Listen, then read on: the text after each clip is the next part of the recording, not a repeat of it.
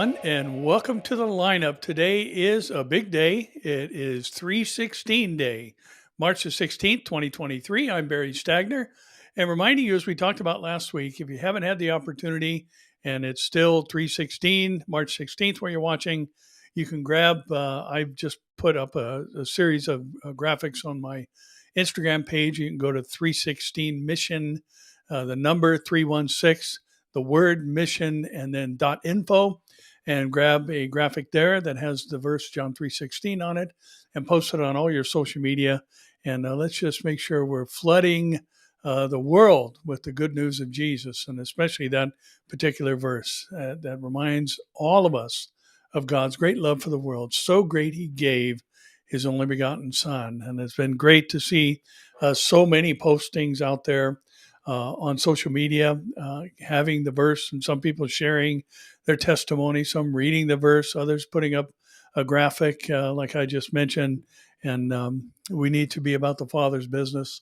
And what better day to do it than on 316, the same day, date that marks the most famous verse in the whole Bible. And that is just an awesome opportunity today. You know, we have some interesting things happening in our world, and some of the things that is happening in the Middle East, or things that are happening, I should say, in the Middle East, are very curious. And I hope we can spend just a couple of minutes here up front straightening a couple of things out, things that are getting a lot of press, a lot of people concerned about as far as developments there in the Middle East. And of course, we all know about the judicial restructuring that's caused great division in the nation of Israel, and some now talking of potential civil war, others using terms about blood in the streets and things along those lines. And the Israeli government is and officials are working hard to calm things down and offering solutions that be satisfactory to both sides. But lots and lots of stories about that. But we're going to talk about something that happened this past week, and the story comes from an outlet called All Israel News. And the headline says, "Terrible blow for possible regional coalition and a defeat for Israel as Saudi Arabia announces diplomatic ties with Iran." Saudi Arabia announced on Friday that it will restore diplomatic ties with Iran after having asked the U.S. for security guarantees and help with its civilian nuclear program as a precondition for normalizing ties with Israel. The joint announcement by Saudi Arabia and Iran, following talks mediated by China, marks a victory for Iran and a defeat for Israel, which the Ayatollah regime has threatened with annihilation. Iran is 95% Shiite Muslim. The Kingdom of Saudi Arabia is a Sunni majority country, actually where Islam began. The two most holy sites there in Mecca and Medina are both in Saudi Arabia, as is the faraway mosque that is written about. And some say it's actually in Jerusalem, but no Muslim scholar would tell you that. The two Islamic sects have persisted in their differences following a bitter split between these two sections that goes back some 14 centuries over who would succeed Muhammad. Now, one group thought it should be a family member. The other group thought it should be the most qualified amongst the religious leaders. And they've been fighting over this ever since. And that's why we've seen, we've seen the moves led by Saudi Arabia in the direction of Israel, normalizing relationships, having, just a rather friendly dialogue, even though a lot of it's been a bit covert. But the truth is, the reason for that is because both Israel and Saudi Arabia, had a common interest, and that was protecting themselves from Iran. And Israel, with this massive military force that they have for such a small country, goodness sakes, is definitely a formidable foe to all around the world, but especially in the Middle East. The IDF has just a stellar reputation out there in the world as a fighting force, and the IAF, the Israeli Air Force, the same, well-trained pilots. And I think we all have seen so many times that they carry out these sorties into Syria, take care of business through the massive intelligence system that they have, and the efforts of Mossad to take out some of the weaponry that the Iranians have been trying to place inside of Syrian territory in the city of Damascus, some 40 miles away from the Golan border with Israel. But I think the important thing for us to remember is what the Bible says. And this is why I thought I'd start with this story. So many people are talking about it. It's caused a great deal of anxiety with leaders around the world, especially those in Israel, for the Saudis to make this move to seek to reestablish diplomatic relations with the nation of Iran. And, one thing I think we need to remember is that, one of the more interesting characters of the last days and of recent days is the Crown Prince, Mohammed bin Salman, or MBS as he's referred to. He's a pretty shrewd character. He's a pretty smart guy, and seems to have some wisdom, and has made some advances in Saudi Arabia. Things like having entertainment. There was no movies. You weren't allowed to go to the theater or any of those things. There were no entertainment venues in Saudi Arabia.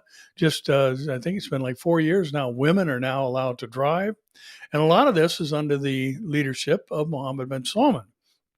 Now, the interesting thing about this is that, when this invasion of Israel comes from the north, there's a group of nations that are going to protest the invasion. And the Iranians, or the Persians, as they're described in Ezekiel 38 and 39, are going to be part of the invading coalition forces, along with Libya and Sudan, as well as Turkey and Russia. And they are going to invade Israel, and the protest is going to be led by the Saudi Arabians. And the other Arab Gulf states will be in tow with that. So, even though we see this and so much talk going on out there about, what's going on now? What's going to happen next? This is just tragic. And even as the headline read, that it's a defeat for Israel, a terrible blow. Well, one thing I think that we all need to remember is that the Bible is always right. And if it says that, Sheba and Dedan, which are descendants of Noah, and their descendants inhabited an area that's now known as the Arab Gulf states, and if they're going to be the geographic region, which certainly includes by far the most geographical territory, Saudi Arabia, then that's exactly what's going to happen. So who knows what's behind this? And this is why I think this is curious, and why I mentioned Mohammed bin Salman. Who knows what he's up to and what the point of all this is? They asked for help from the U.S. and some protections and guarantees in their own nuclear aspirations, and in order to establish these relationships that they have now with Israel. And at least that's what the story says. But the truth of the matter is, they befriended Israel because they know that Israel is a formidable fighting force. And they also know that they had some concerns about the Iranians invading Saudi Arabia as well. And there's been tensions, as the Shias and Sunnis have been fighting for 14 centuries, as the article mentioned a moment ago. But, there's been difficulties between, coming for the Hajj or making the pilgrimage to Mecca to, circle, as we've all seen, the Hajj, and for Muslims to make that. Saudi Arabia has said, hey, you guys can't come in. And, there's been a lot of anxiety over that and other times over the years. So, again, it's just a curious thing. And, looking at what this is all the dust that's thrown up in the air, so to speak, we do know that it's going to reverse itself now. And, this could just be a move on Mohammed bin Salman's part to maybe gather information or, intelligence or whatever it may be. But what we do know for sure is that when this invasion from the north of the 5 invading nations named in Ezekiel 38 takes place, that the Saudis are going to side with the Israelis, at least in the sense of protest. Now, the curious thing is there's no mention of any other nations that are protesting. It's just Sheba and Dedan, and that's the Arab Gulf area. Another story that's of interest coming out of the Middle East, it comes from Al Arabiya. Hamas warns, the headline says, Israel against violations during Ramadan. And the Palestinian militant group Hamas warned Israel on Tuesday it would react to any possible violations at a flashpoint holy site in Jerusalem during the upcoming Muslim holy month of Ramadan. Hamas, which rules the Gaza Strip, issued the warning less than 2 weeks before the start of Ramadan, amid an escalation in the Israeli-Palestinian conflict under Israeli Prime Minister Benjamin Netanyahu. Salah al-Aruri, deputy head of Hamas political bureau, said the risk of escalation entirely depends on the Israeli occupation's violations across Palestine and at Al-Aqsa Mosque, located in annexed East Jerusalem. Al-Aqsa, a Jordan-administered mosque compound, is the third holiest site in Islam. It is built on top of what the Jews call the Temple Mount, Judaism's holiest site. Any Israeli attempt to impose its policies during Ramadan would be met with the reaction of our people, Aruri said, in remarks carried by his movement's official website. Hamas, meanwhile, has no plans to initiate an escalation during Ramadan, according to the English language version of Aruri's remarks, although such a clarification does not appear in the Arabic version. Under a long-standing status quo, non-Muslims can visit the site at specific times but are not allowed to pray there. Now, as the article says, and as Muslims say, it's the third holiest site, but it's the primary holy site for the Jews, and yet the Jews are the ones who in their own country cannot pray at their most holy site, but the Muslims are allowed to do that. Now, one thing that I found interesting about this article, or one thing that on a personal level that I thought I'd mention, we were actually in Israel on Ramadan, and we were on the last Friday of the month of Ramadan, when it was being celebrated. And this was 4 years ago, one of the trips we made recently. And we actually got caught in all the foot traffic headed toward the Temple Mount for the Friday night prayers, which would round out the Ramadan for that particular year. And it was a pretty intense scene. And I think all of us were, here's a busload of Christians surrounded by Muslims who are already filled with anxiety about the Temple Mount. And there'd been a lot going on in that particular year, and the stresses and strains between the Palestinians, the Arabs, and the Jewish people. And here's a bunch of us from the United States sitting on a bus. We were actually trapped. We couldn't move for half hour, 40 minutes. We sat on the bus because there was so much foot traffic, and they'd yell at the bus, and they would not, allow us to move. We had to sit there and wait until there was a break in the foot traffic, where we could actually make the turn and continue on our way. So and I say that for the reason that, they're not kidding about, hey, when Ramadan rolls around, things go our way, and there better not be any violations. And it's pretty intense time. And so we'll see what happens, because you never know with this new administration. There may be some who want to go up on the Temple Mount, because there are many, and it's a growing number of people who believe, that's our holy site. We ought to be praying there. There ought to be a temple there, as a matter of fact. And there is going to be, because the book of Daniel tells us, and Jesus mentioned the abomination of desolation that takes place, and that in the most holy place, and that requires a temple being built. So again, interesting stories, a lot of tension there in the Middle East, internal strife with Israel, external pressures from the Palestinians and Hamas, which, by the way, is a Hebrew word for violence, and just a very, very strained and stressful time over there right now. Now, Breitbart's reporting that Xi Jinping, China will be active in reforming a global governance. Genocidal Chinese director Xi Jinping vowed in a speech at the conclusion of China's annual legislative sessions on Monday that the Communist Party would seek a more prominent role on the world stage, pursuing the reform and construction of the global governance system. China, under his third tenure as president, to which he is unanimously elected by the National People's Congress, the federal level legislature last week, Xi said, "I would work to create a favorable international environment for our country's development." Xi was speaking at the conclusion of the two sessions of the NPC and the Chinese People Political Consultative Conference, which met annually to draft new laws for the country. The Communist Party completely dominates both bodies and blocks any diversity of opinion.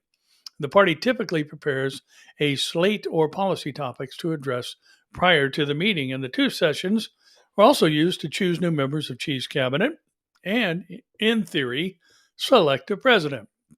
In practice, Xi has eliminated any Communist Party members that may pose a threat to his supremacy or present as potential successors, leaving him surrounded by elderly leaders and no viable alternatives to lead the country. Now, follow-up story, and then I want to make some comments that were on my mind because of these two particular stories. And this comes from the American Military News. And the story reads, Navy Intel Chief says average Americans are naive and have blindness on the China threat. The commander of the Navy intelligence recently called the average American naive to the threats posed by China, saying the nation suffers from a China blindness problem as competition between the countries reaches new heights. Rear Admiral Mike Studeman, commander of the Office of Naval Intelligence, made the remark on February 15th. Breaking Defense reported at the height of the fallout over a Chinese spy balloon that flew over a large part of the U.S. before being shot down by fighter jets. I'll be very honest with you. It's very unsettling to see how much the U.S. is not connecting the dots on our number one challenge, Studeman said during the U.S. Naval Institute's West 2023 conference in San Diego, California. It's disturbing how ill-informed and naive the average American is on China. I chalk this up, if I could summarize, into a China blindness. We face a knowledge crisis and a China blindness problem, he added. And U.S. officials have increasingly sounded alarms about China in recent years, and relations between the two countries plunged to a new low amid the spy balloon incident. China claimed it was a wayward civilian weather balloon, but the U.S. has described it as part of a broader surveillance program run by China's People's Liberation Army that has targeted more than 40 countries with this practice. And Studeman reportedly suggested that the so-called China blindness may stem from the military's tendency to classify more information than necessary. Frankly, I've been in a struggle for some time with the intelligence community to be able to downgrade some of the things that we see that are truly condemning in regard to what the Chinese are doing and why they're doing it, and to get those out into the public domain. Now, the question comes up a lot about China, and here's where I wanted to make a couple of comments. What's going to happen with China? And the question of late, at least, is almost as frequently posed as, what about the U.S.? Where's the U.S. in Bible prophecy? Well, there's a lot of, practically a world full almost, of nations that are unnamed in Bible prophecy. But, if you think about it, especially these nations, when you've got this massive population of China, when you've got the world's greatest superpower, in the history of the world. Now, it seems kind of bizarre that they wouldn't go, or that they would go unmentioned in Bible prophecy. And the reason for that is anybody's guess, but there's been some calculated speculation on that issue, at least regarding the U.S. And, I vote for the rapture wipes this country out, and it's no longer a force. And there's so many people taken from the United States because so many people got saved through people like you sharing John 3:16 on 3:16. Sorry, couldn't resist. But, who knows? The U.S. is not going to be a voice protesting against the Ezekiel invasion, and other things leave us unmentioned in Scripture that you would think that we would be involved in, or at least play a role in, and alluded to in some way, shape, or form. And the question now comes, what's China? Where's China in Bible prophecy? And again, there's some folks, well-meaning folks, who have interpretations of certain things that, we really need to look a little bit closer at. And one of those things is, it comes out of Revelation chapter 9, where we're told about an army whose horsemen number 200 million. And it's long been thought, well, China's made that boast. I think it's 1986 that they could field an army of 200 million. And their army is actually nowhere near that size, but they're just talking about citizenry that is of a fighting age and could be employed in battle if necessary. But, the curious thing to me has always been about that particular interpretation is the mention of the Euphrates River. Now, the Euphrates River has absolutely zero association with China. And, we see the Euphrates River dries up in Revelation chapter 16, making a way for the kings of the east. And the mistake I think that we make is that we think of kings of the east from the terms of modern day thinking, because the Far East and China and all that. Well, we have to remember that the Euphrates River runs down from Turkey through Iran or Iraq rather, and it basically splits the Middle East. And the Euphrates River drying up, making way for the kings of the East, is talking about nations east of the Euphrates, which is nations who commonly find themselves at odds with the nation of Israel. So, and because the tribulation period is the 70th week of Daniel, where God is dealing directly with the nation of Israel once again, this 200 million man army, or the horsemen, at least a number of horses, with their breastplates of fiery red, hyacinth blue, and sulfur yellow, and the heads of the horses like heads of lions, and out of their mouth came fire, smoke, and brimstone. And by these three plagues, a third of mankind is killed by the fire, smoke, and brimstone that came out of their mouths. And there's been lots of efforts. I think Chuck Missler used to talk about, modern weaponry and how it fits into this picture and all of those things. But, right before this, there's a demon horde that comes up and torments men for 5 months. It stings them, but doesn't have the ability to kill them. And people want to die, but death will flee from them and they won't be able to. And so here we've got this demon horde, and then we've got this army numbering 200 million. And one thing I think we need to remember when we're trying to interpret these fire, smoke, and brimstone, or trying to make that into some type of modern weaponry, these are called plagues. And that's what the Bible says twice. These plagues. There was a third of mankind was killed by these plagues. But the rest of mankind who were not killed by these plagues did not repent of the works of their hands, that they should not worship demons, idols of silver, gold, brass, stone, and wood, which can neither see nor hear nor walk, nor did they repent of their murders or their sorceries or their sexual immorality or their thefts. And I just read from Revelation chapter 9, verses 18 through 20. So again, does the Euphrates River have something to do with China? It's a long way away from China. So the likelihood is more that, it's talking about the ancient enemies of Israel who are on the other side, the east side, the kings of the east, kings meaning governing powers, east of the Euphrates River. So, one thing, let me just pause and say something about this, because I'm sure somebody's going to comment that, no, it means this, it means that. We're not going to be here. That's the most important thing. We're not going to be here when all this stuff goes down, because the Euphrates River drying up, which it has now, but not through supernatural means, through natural means, damming the river and other things, and diverting water. But the reality is, in Revelation 16, it's the fullness of the wrath of God. The church will not and cannot be here for any of the tribulation, because the whole tribulation is God's wrath. It starts with God's consequential wrath, when he no longer restrains the rise of the Antichrist to power, and God allows him to come and deceive the world into following him through lying signs and wonders, or signs and lying wonders, and all of these things that Paul made very clear in his letters to the church at Thessaloniki. And, so again, where's China in Bible prophecy? Well, the mention of the Euphrates River and the number 200 million very likely has nothing to do with them. So I don't know what's going to happen with China, but what I do know is that the population of the church in China, the number of people who are Christians in the underground church in China, is about 2/3 of the U.S. population.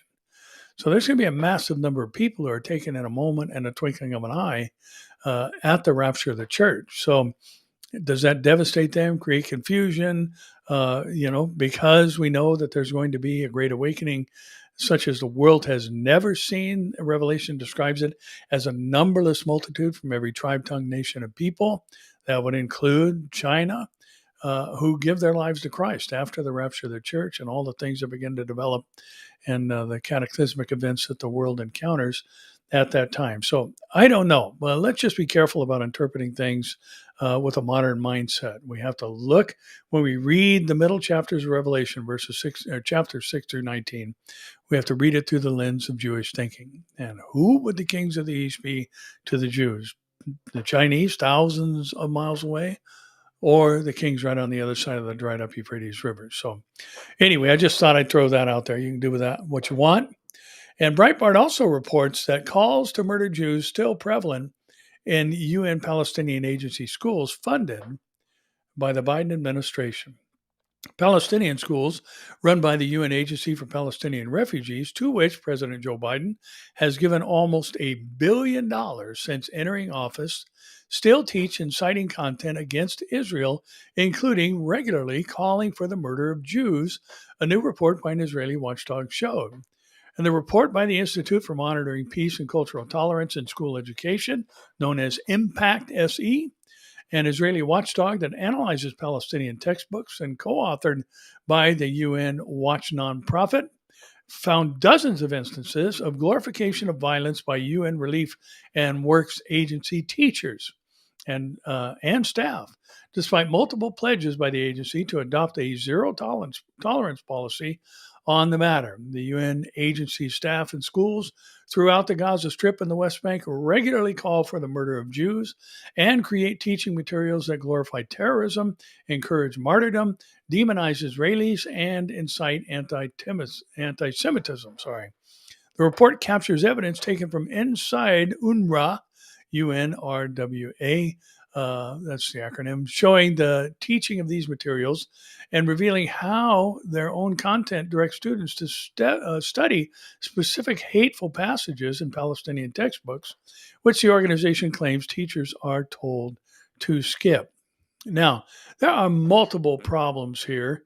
The article goes on later to say we've given about $680 million just over the last 18 months to this group. And the problems with this are twofold. One, what did we just hit? $20 trillion in debt, national debt. So we're borrowing money to give away, expecting nothing in return.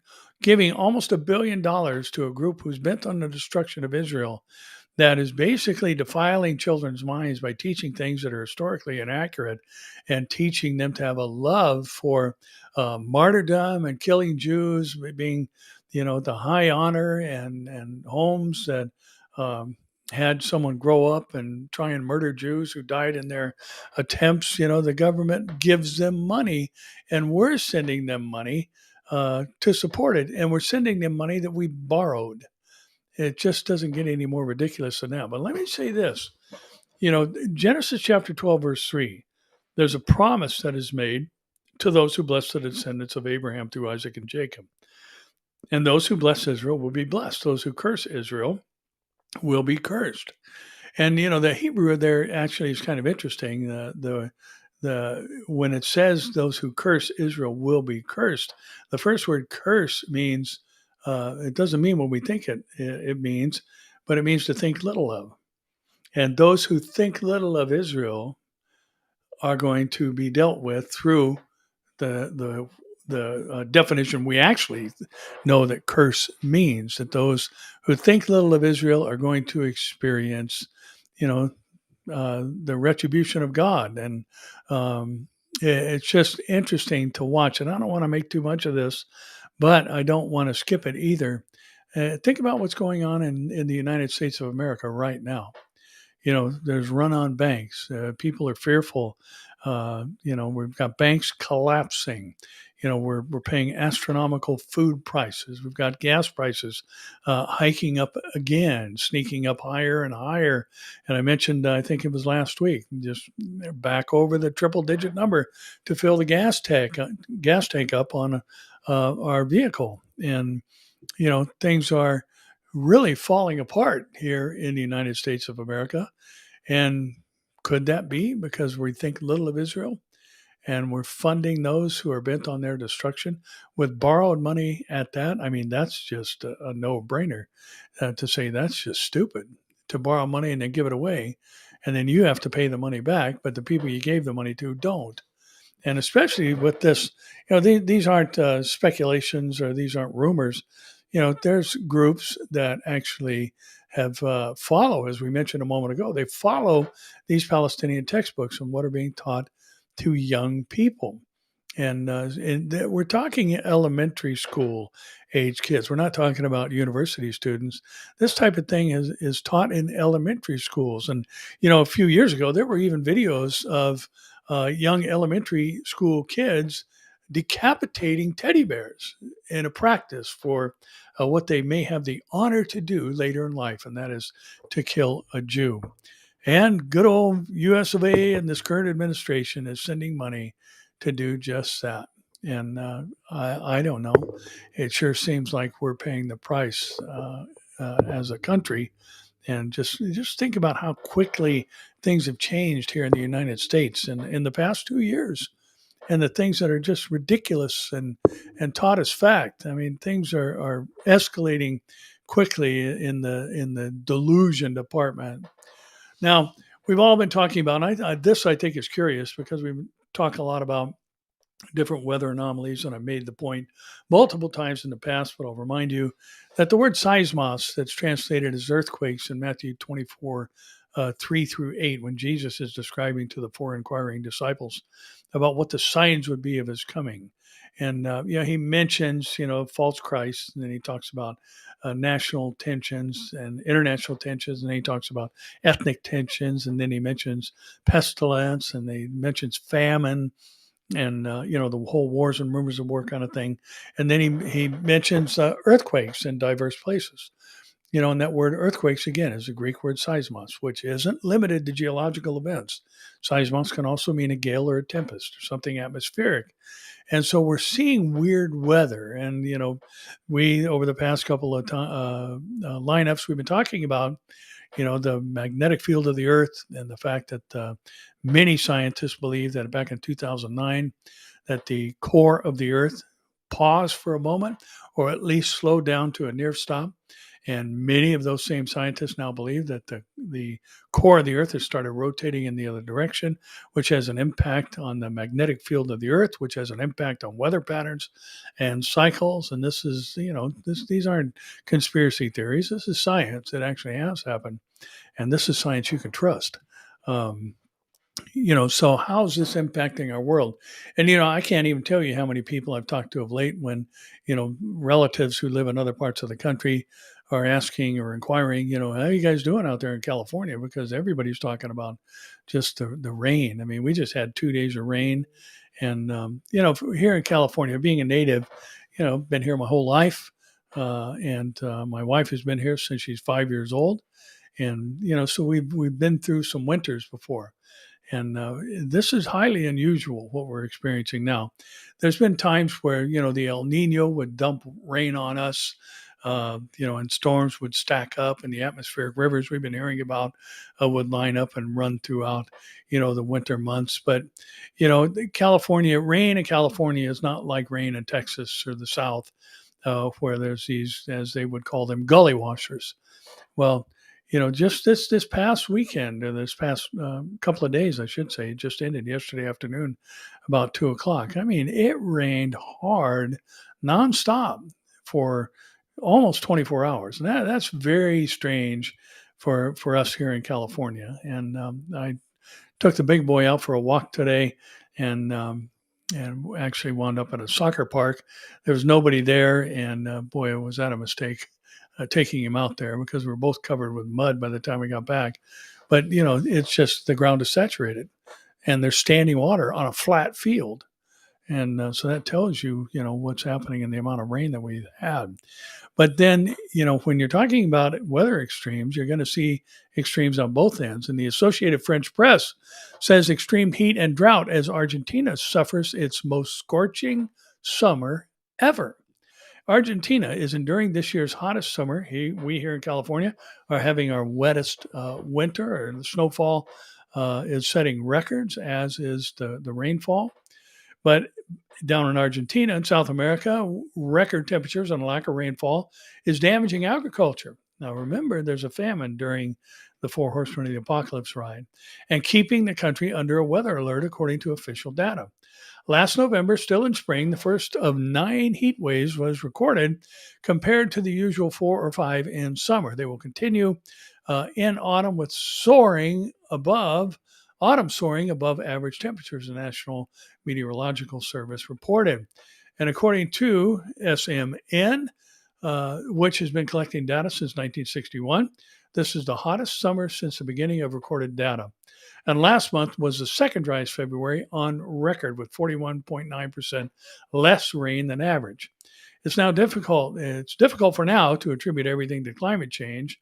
NMS, the National Meteorological Service specialist Cindy Fernandez told the Associated French Press. And, it's interesting that, the LA Times, of all places, a very, very liberal newspaper here in Southern California, reported on articles from climate scientists saying, all this rain has nothing to do with climate change. It's just a cycle that happens in California. We have dry seasons and then we have very, very wet seasons that bring those dry seasons to an end. And this pattern has gone on as long as they've been tracking weather here in California.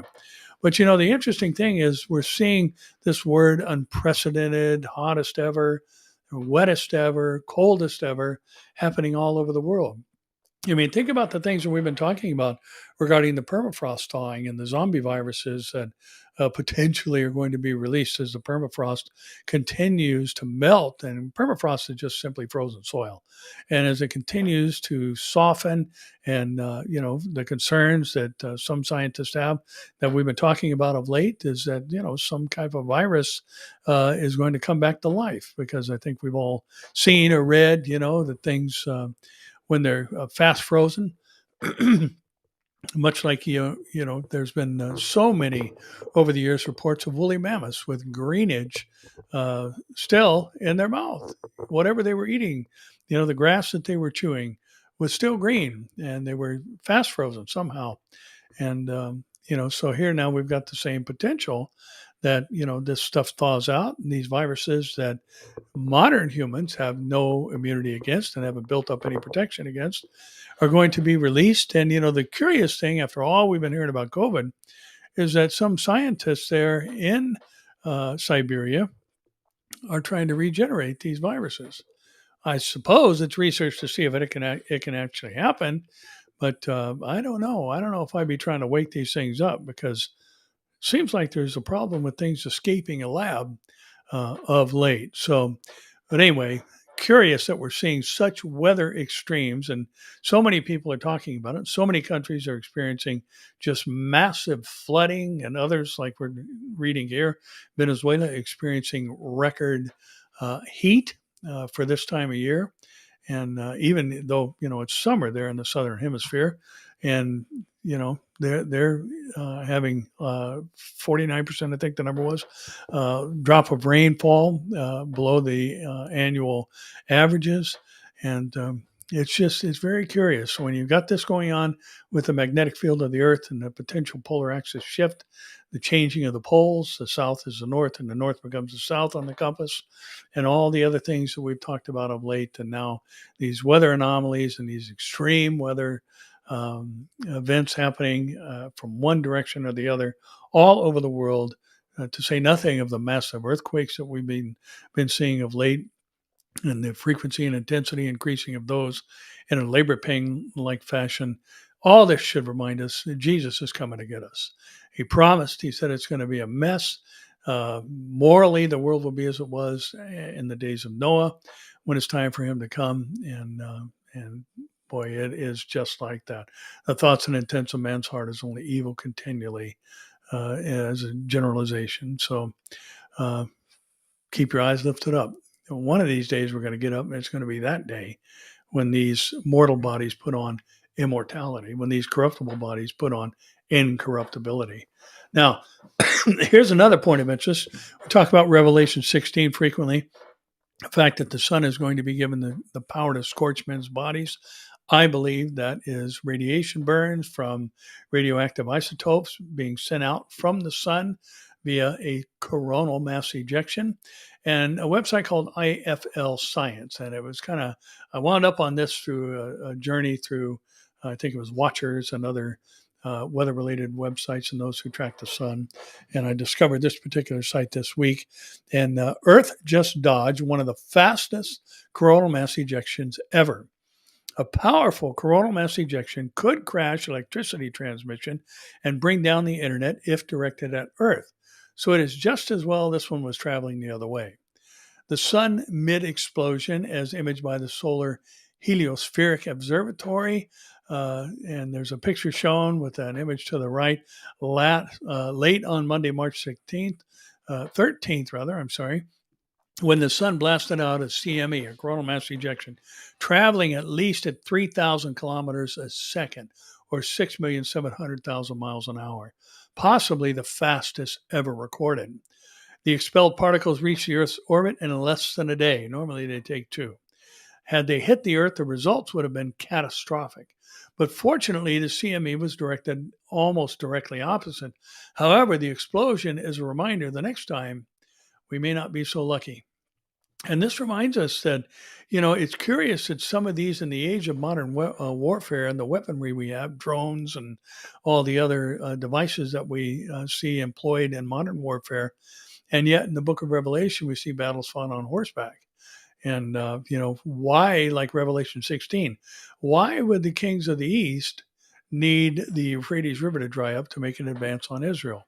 Why would that need to be, just fly over it, fly a drone over it, fly a plane over it?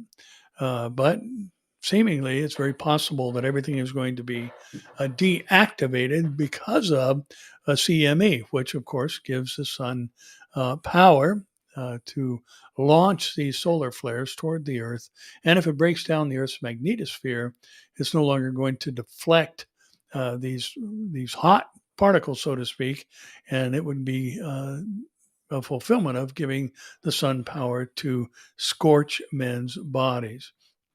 Now, the CMEs involve bursts of the sun's plasma and associated magnetic field being fired into space, usually in association with solar flares. And CMEs are common, but most are too small to do major damage and are usually not pointed towards Earth anyway. Preliminary estimates have yesterday's event as being, quote, extremely rare, end quote, probably happening once or twice in several decades. In 1989, a pair of CMEs and an X-15 class solar flare combined to fill the Earth's magnetosphere with charged particles, causing auroras as far south as Florida and tripping Quebec's power grid and causing a 9-hour blackout across the province. On the scale of natural disasters, that may seem small, but the solar activity that triggered it was minor compared to what we know is possible. A much larger storm known as the Carrington event in 1859 fried telegraph systems across North America. If it occurred today, the consequences would be staggering. It would crash electricity grids, dragging satellites from orbits, interfering with water supplies and the internet. One model estimates the cost would be $2.6 trillion just in North America. But this could be slashed dramatically if preparatory action is taken. And, there's articles about, the article goes on to talk about what it is they can do. But the fact of the matter is the likelihood of a Carrington-style event that burned up telegraph wires and all that is 1% to 12%, according to those who have calculated things. They brought in paleontologists who look at tree rings and ice cores, hoping to work out a number as to how frequently they hit the Earth, but nobody's come up with a satisfactory answer. So, again, record-breaking coronal mass ejection fired in the opposite direction of the Earth, and therefore, thankfully, missed us. But again, just the intensity and the speed at which this was ejected from the sun, this plasma was ejected from the sun, reminds us that that's very likely going to happen during the tribulation. And that's why I think a lot of these things we could just look at as shots across the bow. God's reminding us, hey, listen, things are going to be rough. Tell people about Jesus and not just on 316. Now, the Watchers weather website has another interesting story. And, again, talking about what's happening during Revelation, during the tribulation period, where there's a great mountain burning with fire that's thrown into the sea. That's not a volcano falling into the sea. It comes from outer space and lands and crashes into the sea. It's an asteroid, I believe. Now, here's what the Watchers is reporting, that asteroid 2023 EN flew past the Earth at 0.3 LD. And LD stands for lunar distances, and that's how they measure the distance of an asteroid from the center of the Earth. what percentage of it is it in lunar distances, the distance from the center of the Earth to the moon. This came by at 0.3 lunar distances, which is 84,589 miles, and from the center of our planet. This happened on March 9th, 2023. This is the 13th known asteroid to fly past Earth within one lunar distance this year. And asteroid 2023 EN belongs to the Aten group of asteroids. It was first observed at Catalina Sky Survey on March 10th, one day after it made its close approach to our planet. It was a small asteroid, estimated between 22 and 49 feet. The article goes on to say, and I think you'll find this interesting, Wednesday, March 15th, asteroid 2023 flew past the Earth at 0.6 lunar distance.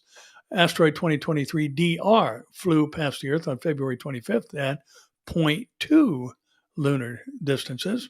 Asteroid 2023 BU flew past the Earth at 0.03 on January 27th, fourth closest on record.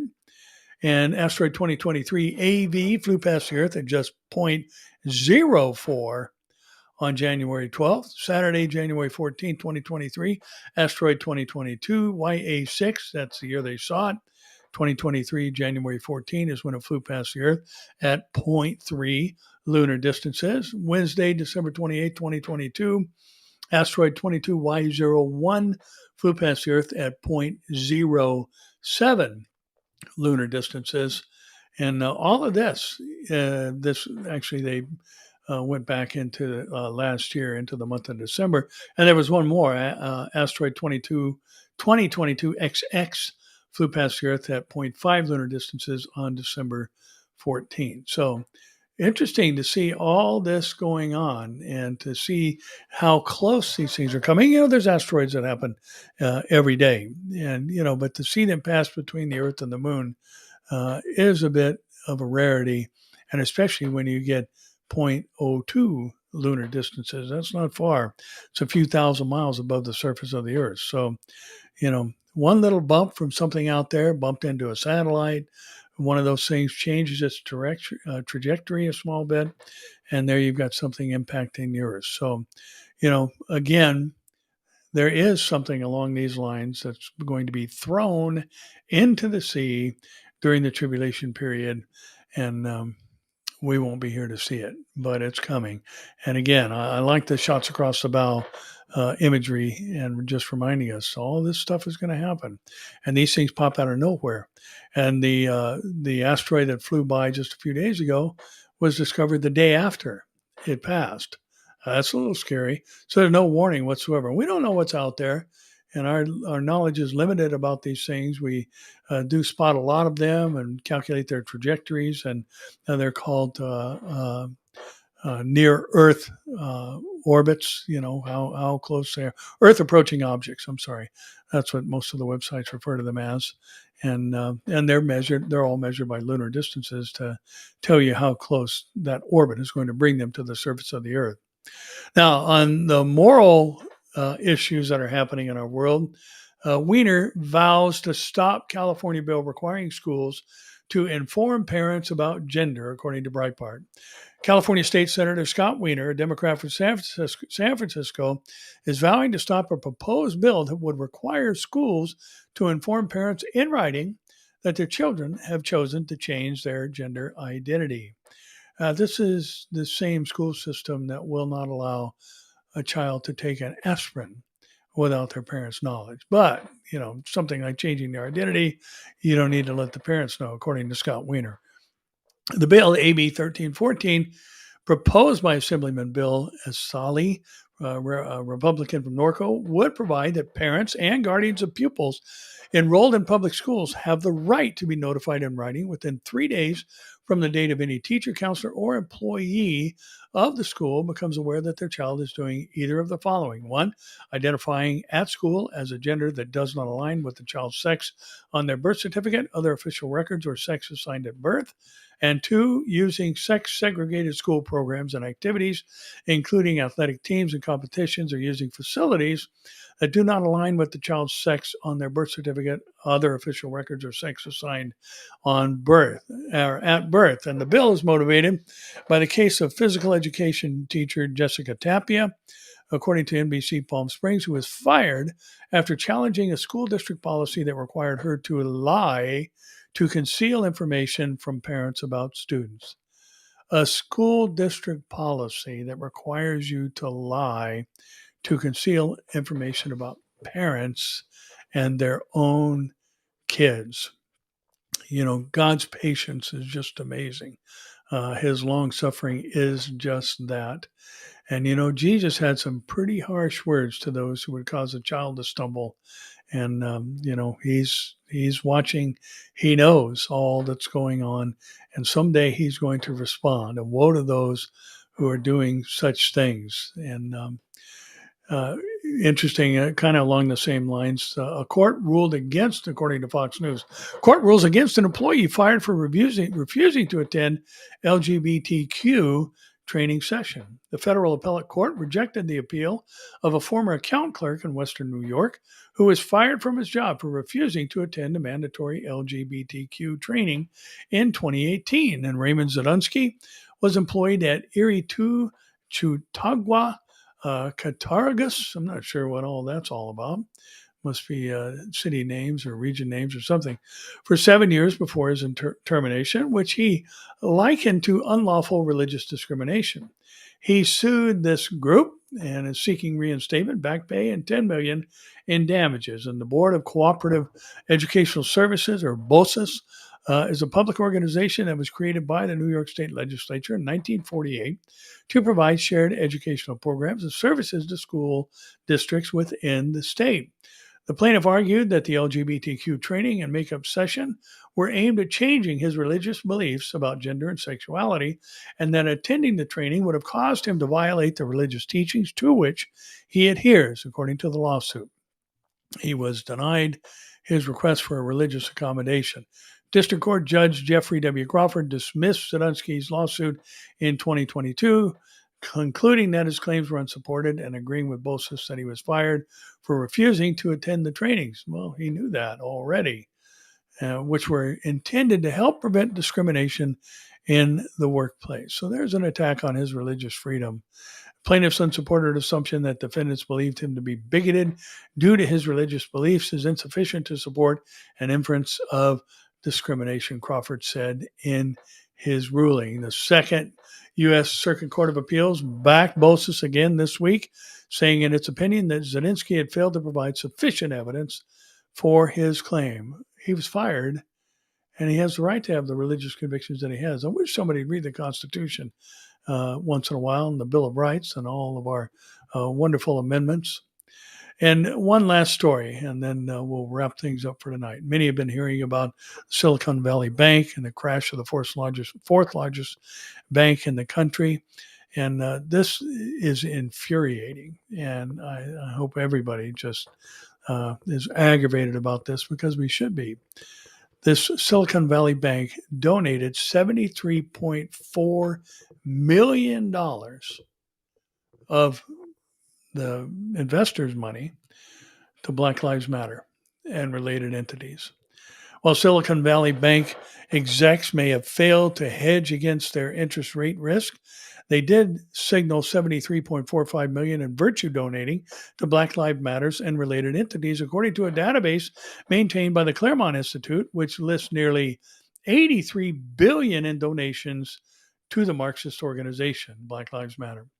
Meanwhile, the New York-based Signature Bank gave $850,000 to the organization, and both woke banks had touted their efforts to improve diversity among their staff, with SVB pledging in the summer of 2020 to increase its commitment to diversity, equity, and inclusion. During the pandemic, CEO Greg Becker announced an employee matching program for donations, which focused on pandemic response, social justice, sustainability, and supporting women, Black and Latina, emerging talent, and other underrepresented groups, the Daily Mail reports. In the 2021 proxy statement to investors, the company said that the calls to end systemic racism and social inequities following the death of George Floyd in May 2020 had a profound global impact, adding, "We responded by expanding opportunities for dialogue, including hosting over 40 small group conversation circles in which 2/3 of our employees participated in discussions about racial equity issues. And the article concludes, after these grants that they issued and all the other things that they did, the final statement in the article is maybe they ought to just focus on running a bank because they just went belly up, so to speak, as the old saying goes. And guess who bailed them out? You got it. The United States taxpayer bailed them out.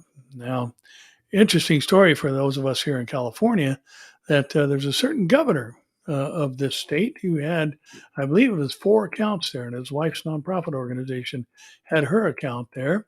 And here he is at a place where he has a vested interest, lobbying the president of the United States to bail them out, which is a definite conflict of interest. But, you know, nobody's going to say anything because everything is just so upside down in these last days. Well, that's it for today. And thank you for joining us. And hey, by the way, many of you who follow Pastor Jack Hibbs know he's out of town and he is in Hawaii and been teaching there and doing some other things, I'm sure, pleasurable things. But Pastor Jack asked me to cover this Sunday for him. So if you're in the Inland Empire, it'd be great to see you and shake your hand out at Calvary Chapel, Chino Hills. And you can go to their website and watch the message if you like. Actually, I did a message in Dallas last year, and Pastor Jack was one of the speakers at the Awaiting His Return conference we did with Amir Sarfati and Michael Lay. And Jack, texted me afterward and said, "Hey, you got to come do that at the church at Chino Hills." So he's on vacation, or he's in Hawaii at least, partially on vacation, I hope, and has asked me to cover, and very honored to do so. So again, if you'd like to join us out at Chino Hills, you can do that at 8, 10:30, or 1 p.m.